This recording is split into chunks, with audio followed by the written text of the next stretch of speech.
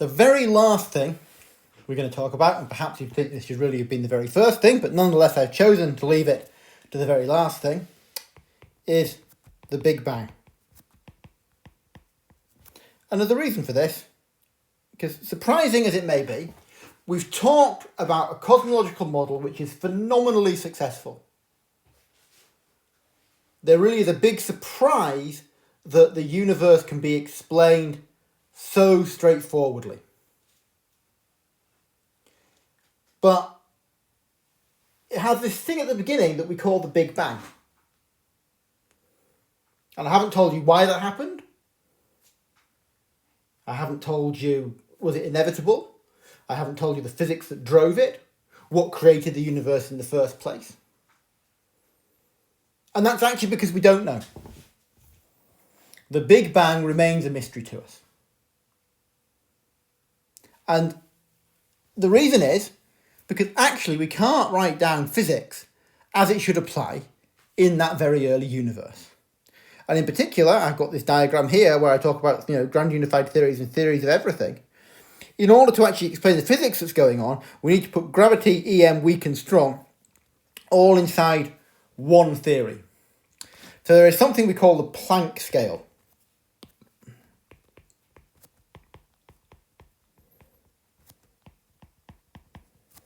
And the Planck scale, I'm going to define this as lambda p, which is equal to gh bar over c cubed to the half, which is about 1.6 times 10 to the minus 35 meters, or the associated Planck time.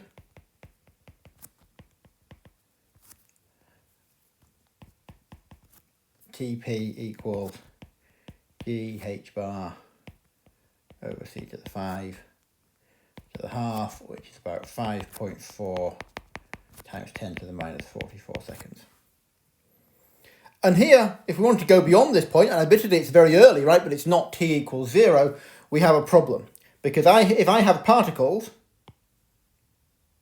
instead of particles of course have wave functions. And as the universe gets smaller and smaller, those wave functions start to overlap. And we have an uncertainty principle.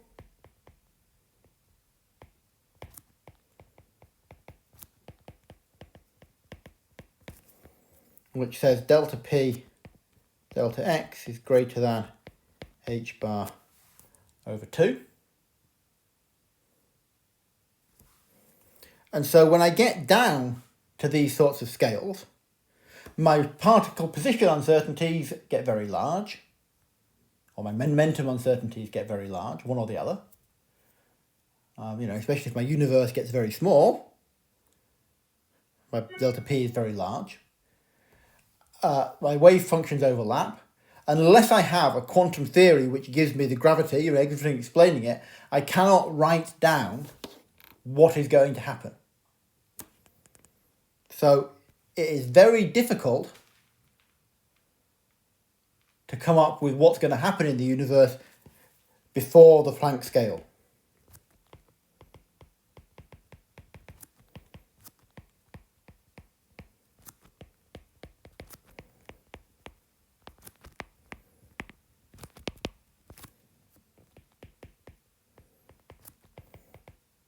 And that doesn't mean that we have no idea at all.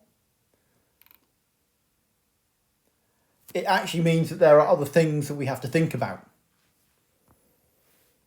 But I've just given you the uncertainty principle. Well, let's look at the uncertainty principle in another way. There's two ways of writing the uncertainty principle. I'm assuming you've seen this already, but as I'm newish, at least about it, that may not be the case. Again, if you haven't seen it, shout at me. The other way of writing the uncertainty principle is I can write delta E delta t is greater than h bar over 2. Now this is an interesting feature. It means I can borrow some energy and pay it back later, as long as the product of the borrowed energy and the time is more than h bar over 2. Okay? And what that means is that in any given space, there are these vacuum fluctuations. There are virtual particle-antiparticle pairs which pop into existence and pop back out of existence very, very quickly. And an interesting thing about the universe at large is a statement which is the total energy of the universe may be very close to zero.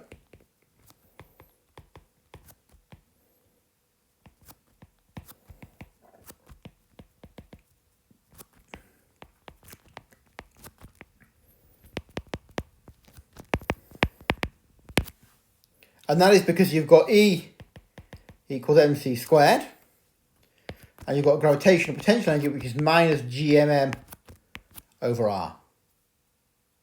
They've got different signs. So the total energy of the universe may be very close to zero. And so the idea is, if you can borrow a bit of energy, you can live for a very long time if it's a very small amount of energy.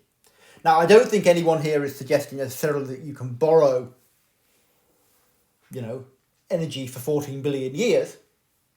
But what if you can borrow energy for 10 to the minus 36 seconds?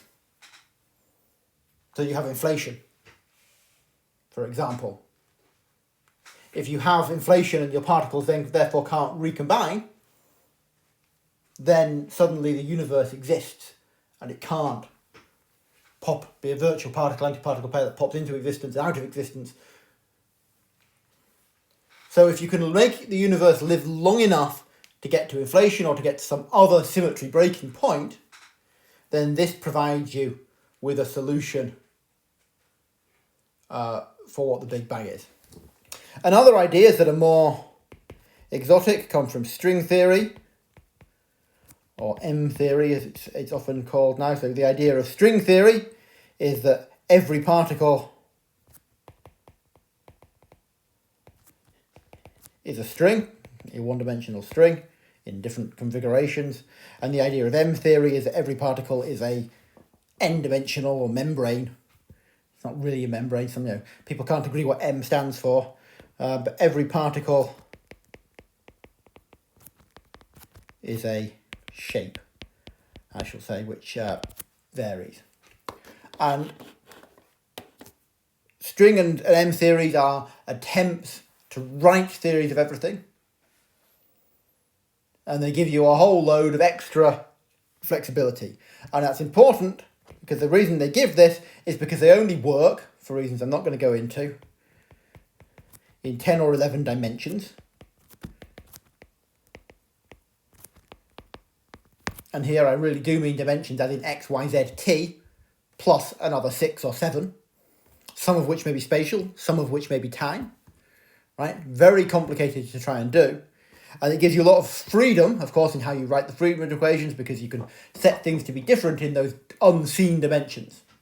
And those unseen dimensions don't affect us now, but in the early universe, where everything was very small, those dimensions, which might be what we call compactified, might be very small dimensions, become potentially important. And so there are ways through those theories to have a alternative model for the universe and for the Big Bang. So that, in terms of the content, is all for the course. I'm going to post one more video after this, which just is a kind of summary video. But I hope you have managed to get something out of this course, despite the difficult times we've delivered it in, and the fact that this delivery has not been traditional. Obviously, the exam will come up later. Will want to try and support you in whatever way I can in preparing for that. So please do let me know what I can do.